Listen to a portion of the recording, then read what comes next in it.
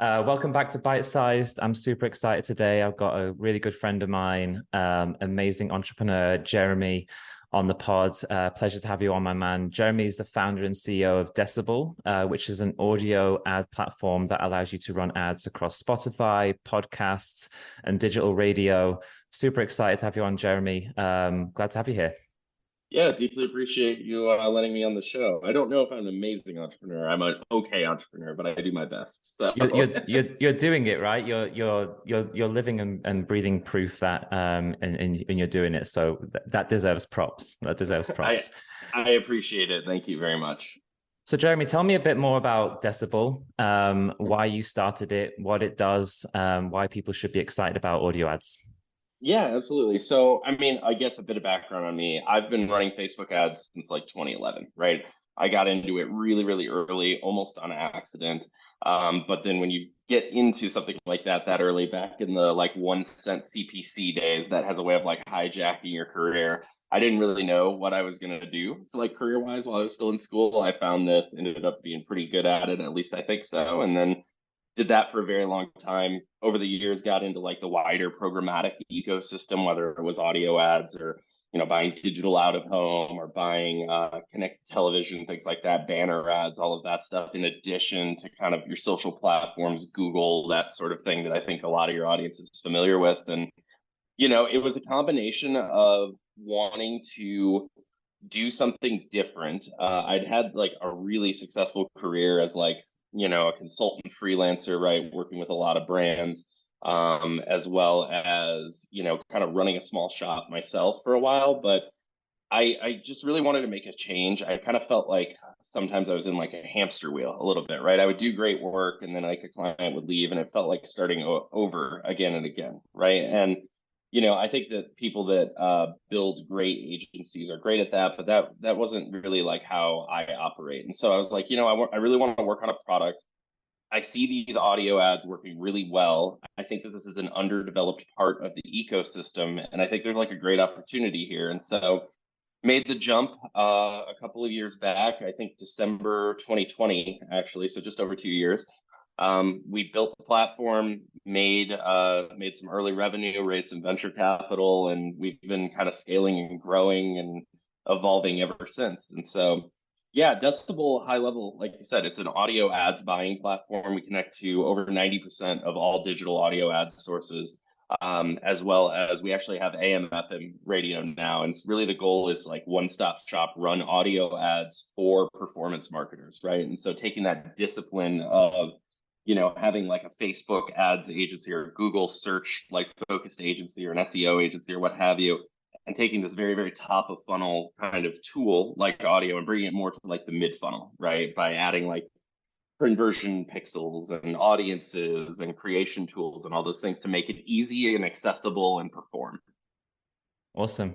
And I think that's like for me, one of the exciting things that you're doing differently or positioning differently, right? Because in my background as well, having run audio ads and everything else, like it feels like you're making it more accessible to the performance marketer, right? To the e-commerce brands where they might be really familiar with, the Facebooks, the Google.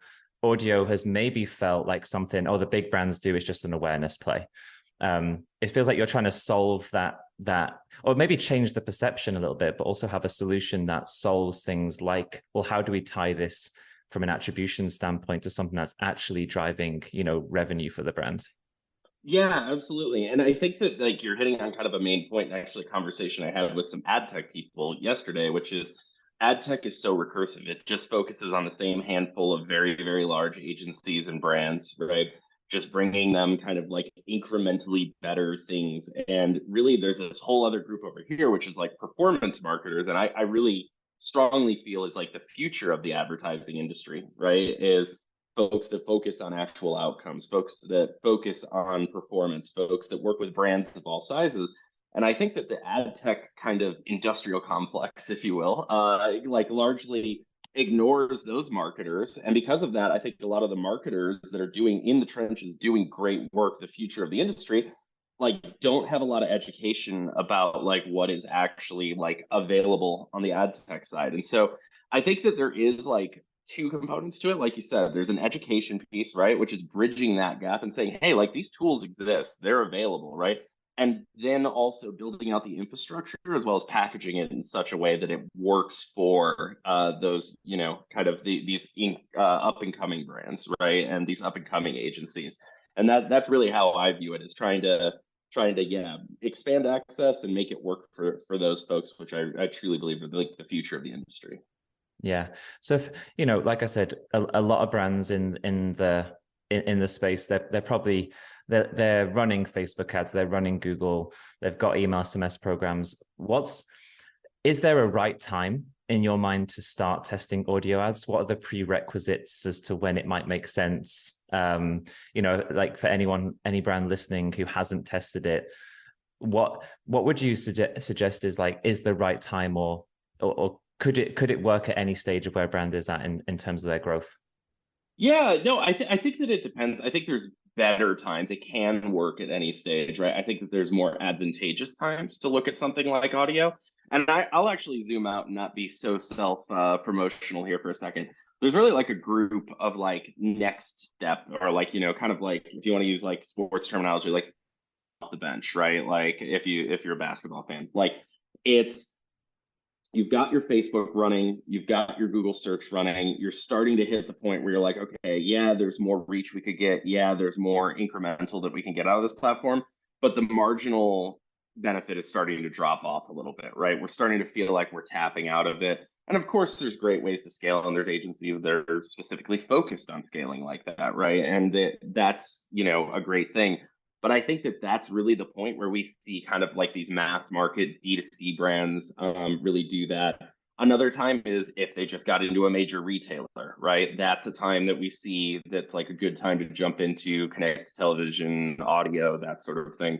And then I will break off and say that for like a brand that has like a local focus, right? Like whether it's like a lead generation focus, or they're starting, you know, day one in like a retail local location because, you know, for a variety of reasons, that can start at any time, right? Because audio really does well locally like that. And so that's kind of the 2 points. Basically, when you're starting to feel the marginal benefit of like more money into the same platforms plateauing, and then at the same time, if you're local, anytime, and retail, of course, like I said. Yeah, that makes total sense. Talk to me a bit more about the attribution piece. So audio to attribution, like how does that work?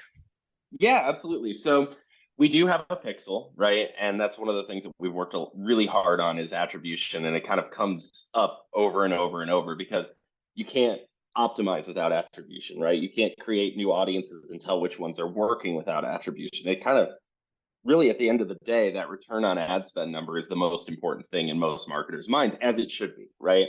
Or if you want to take, you know, there's all sorts of metrics that I see on Twitter all the time that people say, but we'll just keep it simple and say return on ad spend. That said, yeah, so there's a few different ways that you can measure it, right? Like V1, easiest way of doing it, pixel installation, right? And what that actually measures is a listen through, and then they take action within like a time window, right? So you can think about it as like the same as like a view through, but since there typically isn't a click, right? Like you're going to have to trust that listen through a little bit more versus like a click through, view through kind of breakdown, like with like a Facebook ad, right? Number two, I really, really encourage people to use post-purchase surveys and then work backwards from that, like project out what is actually driving the intent of like a customer, right? What is that trigger? Which platform is doing that, right?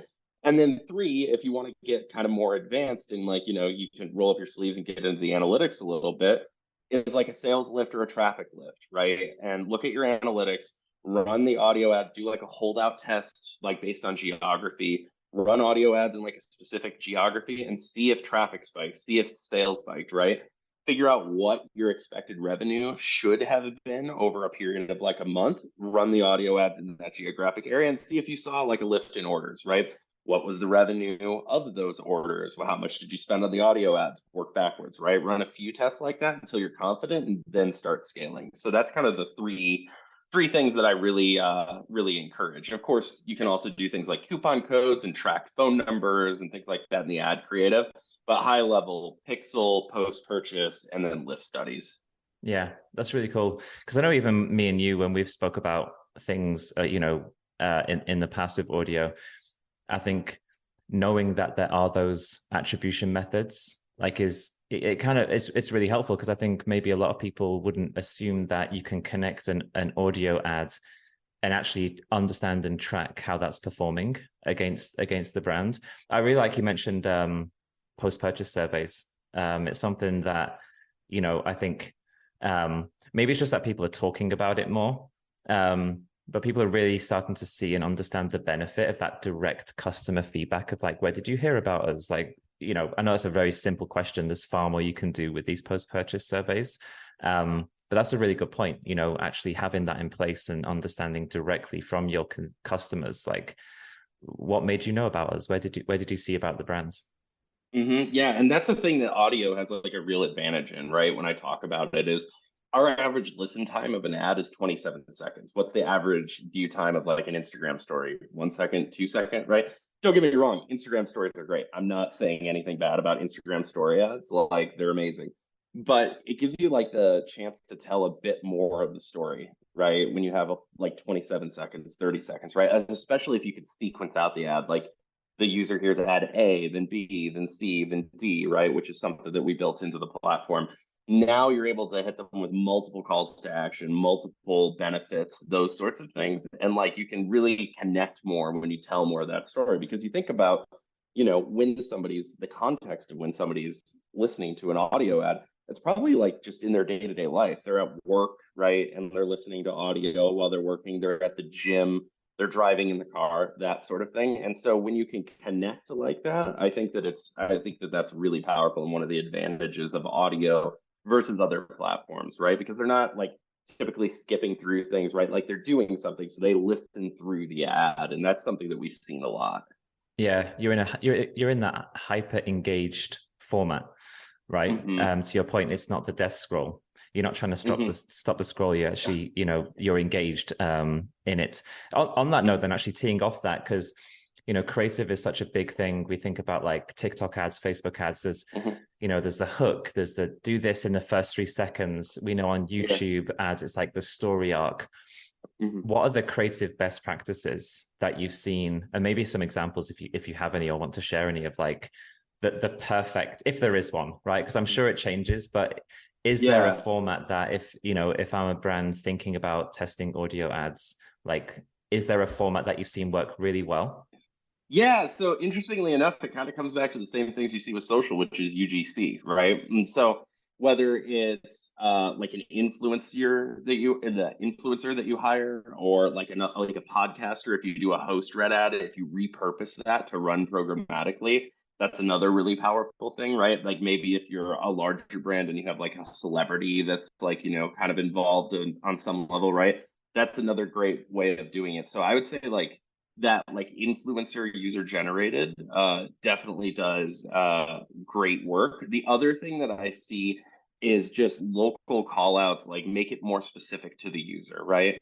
So if I'm running an ad and I'm saying like, hey, Los Angeles, right, like XYZ about my brand, and this is whatever we're doing in Los Angeles, and these are the locations that we're at, that sort of thing. We did a campaign with a big ordering app, let's say. I can't say their name specifically, but like a very large, like venture backed unicorn sort of like ordering app, like food ordering, right? And what we did was we called out each individual restaurant in that, and that added some work on the creative side, but it massively increased the results. And they ended up getting a 6.4x return on ad spend because they did that, right? And I see other similar brands come in, they don't bother doing the localization, they don't bother personalizing it, right? If you're looking at like the advanced audience targeting and say, you want somebody that's interested in pizza, let's say, right? Like say like, hey pizza lovers, right? Like right at the beginning. So just personalization really does a lot in order to drive better outcomes with those ads. So if you're going to go programmatic, if you're going to go with like a traditional ad spot, personalization, personalization, personalization. you're going to go for broader reach, use somebody with influence, somebody with clout, you know, or even just like customer testimonials, right? Like get like a voice snippet and like, you know, stitch those in on the end of an otherwise produced ad. Those are the best kind of creative that we see perform for brands. Yeah, makes sense. Like you said, that personalization and making it kind of like that hyper local aspect of it as well seems to make a ton of sense. The targeting wise, then you kind of mentioned a bit there. So like obviously geo targeting seems like a real unlock because you can personalize to those geolocations. And to your point of like what brands it makes a lot of sense for, if there is a geo-specific element to what you're trying to achieve. You know, outside of the accessibility to like Spotify podcasts, how do you target? What are the targeting options? Is it like, you know, everything in media these days is broad? Don't worry about any targeting. I'm guessing it's a little bit different for audio ads, right? Yeah, it is a little bit different, right? And I'll say this, you know, if you're going to do any kind of testing with audio, you need to be thinking locally, right? Kind of regardless. And the reason for that is that you want to drive up frequency. Frequency with audio is a positive signal, where you might look at frequency with like a Facebook ad and say, okay, it's time to start, you know, replacing the creative, right? And this is actually a thing that agencies say to us that they love, is that the creative rotation on an audio ad is like the life of it is months, right? Not like days or weeks. And that can definitely like reduce like the burden of creative production a lot, right?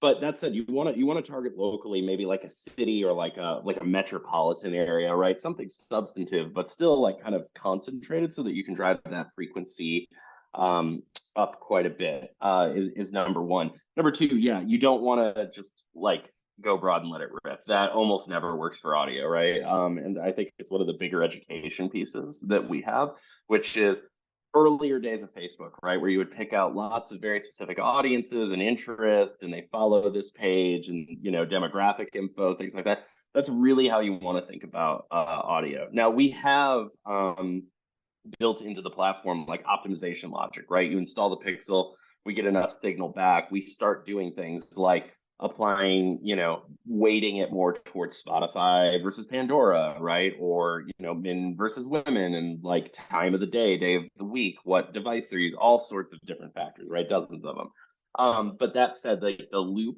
the closing that loop is a little bit harder because it's not click based. So it optimizes on like a day-to-day basis, not like an hour-to-hour basis or minute-to-minute, right? Like some of the bigger platforms.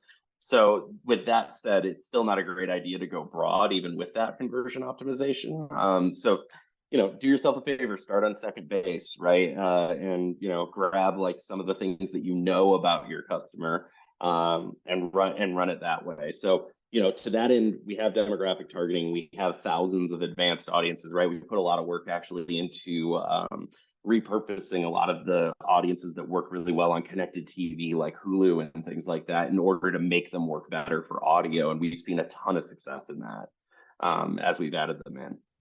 Yeah. And I guess like the creative production element to do like lots of localized creative, it's not the same. It doesn't have the same cost impact, right? Because the production of an audio ad is probably, what is it? Just someone speaking, right? Maybe some music overlays, like the cost to do that. So yeah, I mean, if you're going to do it, it makes sense to really take that localized, personalized approach.